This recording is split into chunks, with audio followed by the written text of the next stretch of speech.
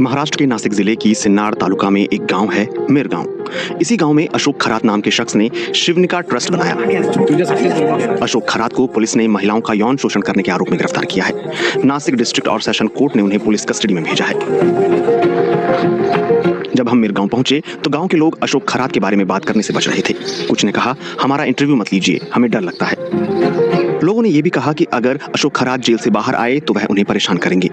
अशोक खरात मूल रूप से सिन्नर के कहंडलवाड़ी गांव के रहने वाले हैं। शिवनिका संस्थान की पुस्तिका में दावा किया गया है कि उन्होंने बीएससी तक पढ़ाई की है और मर्चेंट नेवी के सबमरीन विभाग में 22 साल तक कैप्टन के रूप में काम किया है। माझ्या त्याला साधारणपणे येऊन 15-16 वर्ष झाले असतील।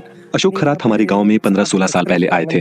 उन्होंने पहले यहाँ 17-18 एकड़ जमीन खरीदी। इसके बाद उन्होंने ईशानेश्वर महादेव का भव्य मंदिर बनवाया।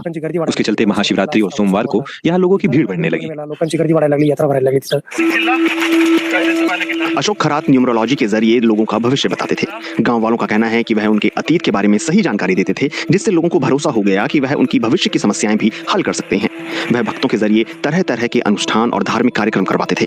एफआईआर के मुताबिक वह एक इमली के बीज को 10,000 से 1 लाख रुपए तक में बेचते थे और नवग्रह पत्थर को लाखों रुपए में देते थे। एफआईआर में यह भी बताया गया है कि उन्होंने मंदिर परिसर में नकली सांप और नकली बाघ रखे हुए थे, जिससे लोगों को डराया जाता था।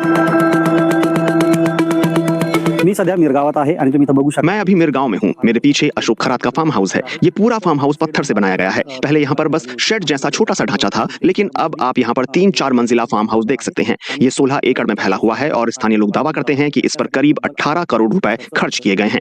खरात यहाँ पर हर हफ्ते आते थे। उनके साथ लग्जरी गाड़ियों का काफिला भी आता था। मोठमोठ्या गाड्यांचा लवाजमा असल्याचे स्थानिक लोक सांगतात। अशोक खरात का फार्म हाउस जाम नदी के किनारे है। यहीं पर शिवनिका संस्थान का ईशानेश्वर महादेव मंदिर भी है। गांव वालों का कहना है कि अशोक खरात ने नदी के तल में अतिक्रमण किया है। वर्ष झालं त्याला ते डायरेक्ट मंदिराला जाळी मारून साल 1.5 साल पहले अशोक खरात ने मंदिर के एरिया में फेंसिंग करवा दी। उन्होंने मेरे चचेरे भाई की 5 एकड़ जमीन ले ली, नदी के तल की जमीन भी ले ली, एक कंपाउंड बनवाया और हमारा रास्ता पूरी तरह बंद कर दिया। त्याच्यामुळे आम्हाला वस्तीवरची म्हणजे वावरातील वस्ती सोडून गावात यावं लागलं। 2020 में महाराष्ट्र सरकार ने 48 किलोमीटर दूर स्थित दारणा बांध से शिवनिका संस्थान को 39 लाख लीटर पीने का पानी देने की मंजूरी दी थी। अब इस पानी की आपूर्ति को रोकने के आदेश जारी किए गए हैं। स्थानीय लोगों का आरोप है कि खरात इस पानी का इस्तेमाल खेती के लिए करते थे। इससे पहले राज्य सरकार ने ईशानेश्वर मंदिर के विकास कार्यों के लिए 1.05 करोड़ रुपए मंजूर किए थे। 2017-18 में इसके लिए 25 लाख रुपए जारी करने की भी मंजूरी दी गई थी। अशोक खरात जमीन से जुड़े सौदों में भी शामिल थे। गांव वालों का दावा है कि उन्होंने सिर्फ मिर गांव में ही करीब 50 से 55 एकड़ जमीन खरीदी। अब तक की जांच में सामने आया है कि उनके पास 40.87 करोड़ रुपए की संपत्ति है। मुख्यमंत्री देवेंद्र फडणवीस ने महाराष्ट्र विधानसभा में उनकी संपत्ति का ब्यौरा दिया है। स्थानीय लोगों का कहना है कि उनके अनुयायियों में क्लास 1 लेवल के अधिकारी, नेता, कारोबारी और डॉक्टर शामिल थे। उनसे मिलने के लिए 10,000 रुपए देने पड़ते थे और करीब 2 महीने का इंतजार करना पड़ता था। नाशिकच्या कॅनडा कॉर्नर भागातील अशोक खरातचं हे ऑफिस आहे।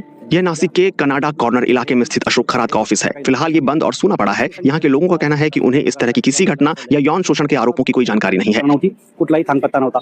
ज्या महिलेनं अशोक खरात याच्याबाबत पहिली तक्रार दाखल केली, अशोक खरात के खिलाफ पहली शिकायत करने वाली महिला का आरोप है कि उन्हें बार बार इस ऑफिस में बुलाया गया, शुरुआत में शादी करवाने के बहाने और बाद में शादी से जुड़ी समस्याएं सुलझाने के नाम पर अनुष्ठान कराने के लिए। इसी दौरान कई बार उनका यौन शोषण किया गया। दिसून येतो। ज्या महिलांनी अशोक खरातच्या विरोधात ऐसा लगता है कि खरात एक तय तरीके से काम करते थे। शिकायत करने वाली महिलाओं का कहना है कि वह उन्हें चुप रहने के लिए धमकाते थे। एक महिला ने कहा कि खरात ने उसे यकीन दिलाया कि अगर वह कुछ बताएगी तो उसके पति की मौत हो जाएगी। दूसरी महिला ने कहा कि उसके बच्चों को नुकसान पहुंचाने की धमकी दी थी।